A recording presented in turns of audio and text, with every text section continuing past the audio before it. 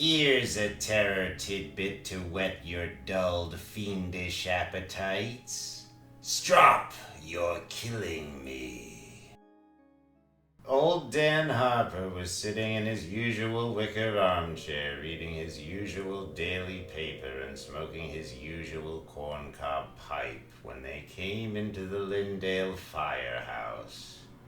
He looked up from his paper to see grim-faced old Mayor Witter and the stranger in the blue uniform with the gold buttons and the dazzling white cap.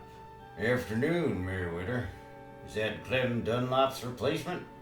Not exactly, Dan. This is Lindale's new fire chief. Now that Clem's retired, the city council's decided to modernize the fire department, so we hired Mr. Miller here. Frank Miller. Glad to meet you, Dan. Old Dan couldn't believe his ears. For 17 years, he and Clem Dunlop had comprised Lindale's two-man fire department. Now that Clem had retired, old Dan had expected the town fathers to hire a replacement for him. But he'd never expected them to hire someone who'd be old Dan's superior. New fire chief? But I don't understand. I'm a senior member now. Times have changed, Dan. Methods of fighting fires have changed too. Chief Miller will be in full charge from now on. What he says goes. I'm sorry. Mayor Witter turned to Chief Miller, smiling. Well, sir, this is it. Let me say that any improvements you wish to make, the council will gladly consider. I have to get back to my desk, so... Of course, Mayor Witter. Good afternoon. Afternoon, Mayor. Mayor Witter left, and Lindale's new fire chief looked around. Well, Dan, we've got a lot of work to do, so let's get moving. Work? What kind of work? Chief Miller waved his hand at the old fire engine. First of all, we're going to paint and polish that old engine till she sparkles. It's in terrible condition. Look at her. Paint her? Polish her?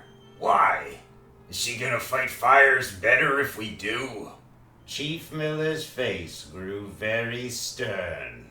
Look here, Mr. Harper. I'm in charge now, and what I say goes. And I say we're gonna polish and shine that fire truck and keep it polished. Okay. Not okay. Yes, Chief.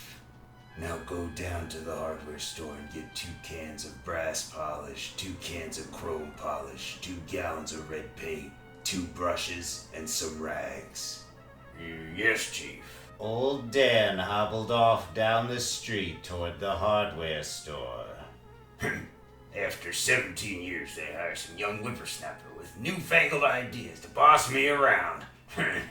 20 minutes later, he returned to the firehouse, his arms filled with packages.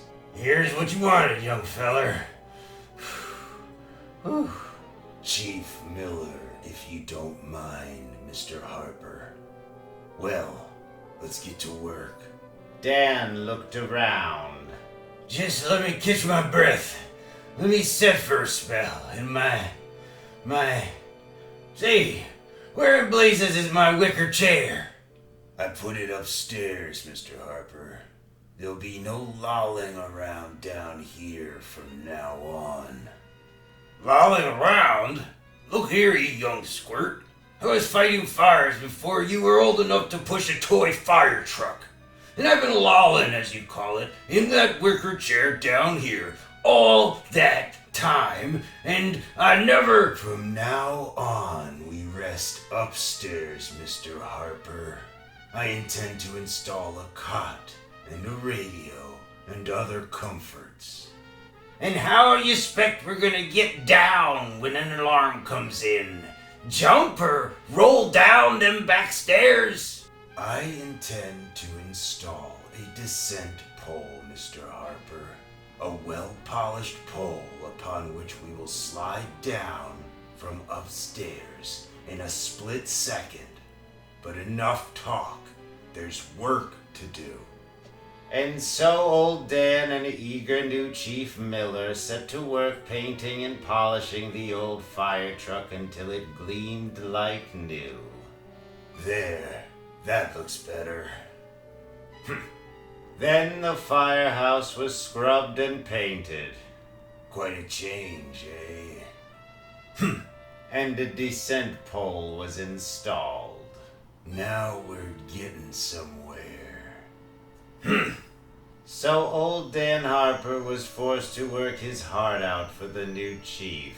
He polished and painted till his old bones ached, for there were two things that had meant everything in the world to Dan: his job in the fire department and the small house just outside of town to which he now returned, exhausted each night. Ooh, Lord, I'm done in. That young eager beaver's trying to work me to death. Old Dan's little house was his pride and joy, and his job with Lindale's fire department had been his whole life. But now Chief Miller had come upon the scene, and old Dan's job had become a nightmare for him. If you're too old to come down that pole properly, then you're not fit to be a fireman. Okay. I'll try it again. Chief Miller made it rough on old Dan. It was obvious that he considered Dan too old for the job and was trying to discourage him, to make him quit. But old Dan was stubborn. Evening, Chief Miller. You're 3 minutes late, Mr. Harper. I insist upon punctuality when reporting for duty. Shucks, it was such a nice night I walked into town. Well, don't let it happen again.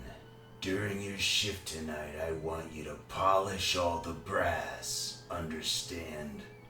Although Lindale's fire department was rarely called upon because of its small population, 452 last census, Chief Miller had instituted a 2-shift, 24-hour-a-day policy. Polish all the brass? Yes, sir. How's your new house, Chief Miller? Very nice. Well, good night, Mr. Harper. There were times when old Dan had the urge to chuck the whole deal. The constant pressures exerted on him by the new fire chief certainly made him miserable, but he'd gritted his teeth and stuck doggedly to the job. I won't give up, I won't. No young Johnny-come-lately is going to make me toss away a job I've had for 17 years. Where's that blasted polish? Chief Miller finally went to see Mayor Witter. Firefighting is a young man's profession, Mayor. Mr. Harper is too old. Sorry, Chief Miller, I couldn't fire him. But he's a hindrance more than a help. I've tried to discourage him, but... If he won't quit, then you'll just have to keep him on till he reaches retirement age. But that's not for another 5 years. I know that, Chief Miller. Maybe you can figure out a way to convince him. It was while Chief Miller was on the night shift that the alarm came in. 2:15, Elm. Hurry, the place is blazing. I think old Dan's trapped inside. Huh? Old Dan? Old Dan Harper? I'll be right there. Chief Miller leaped from his cot, then he stopped. Of course. What am I rushing for? Now I can get rid of that old codger, once and for all. Slowly, deliberately, he dressed in his firefighting equipment. Trapped, eh? Just before putting on his rubber boots, the chief lit a cigarette.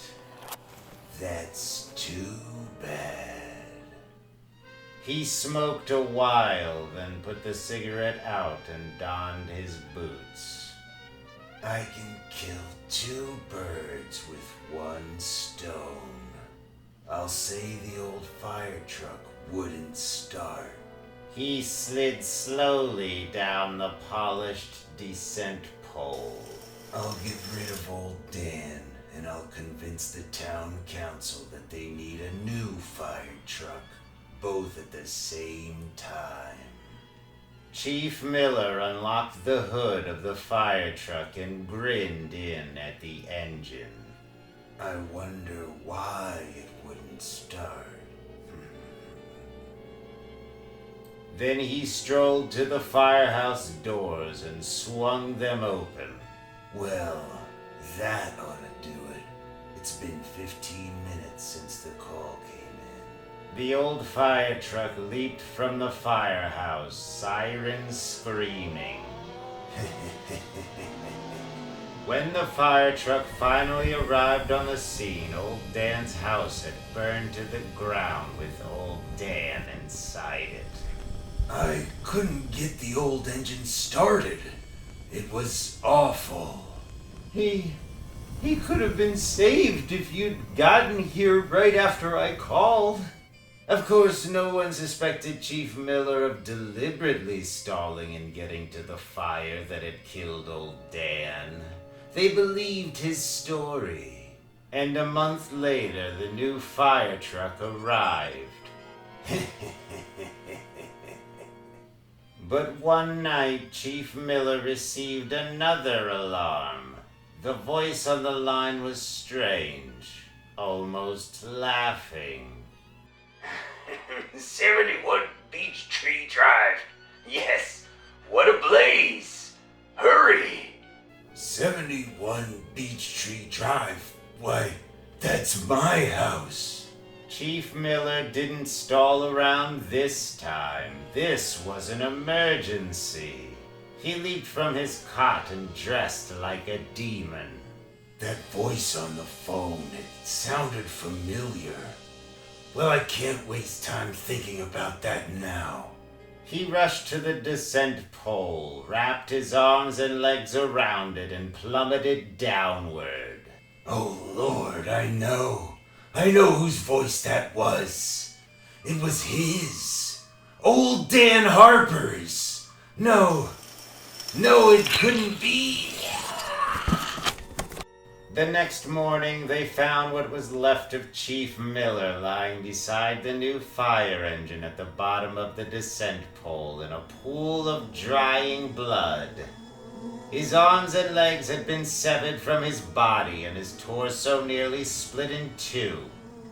Someone or something had replaced the descent pole with a steel strip, sharpened to a keen razor edge. Which brings my tale to a cutting climax, fiends? Can you picture sliding down a 15-foot knife blade?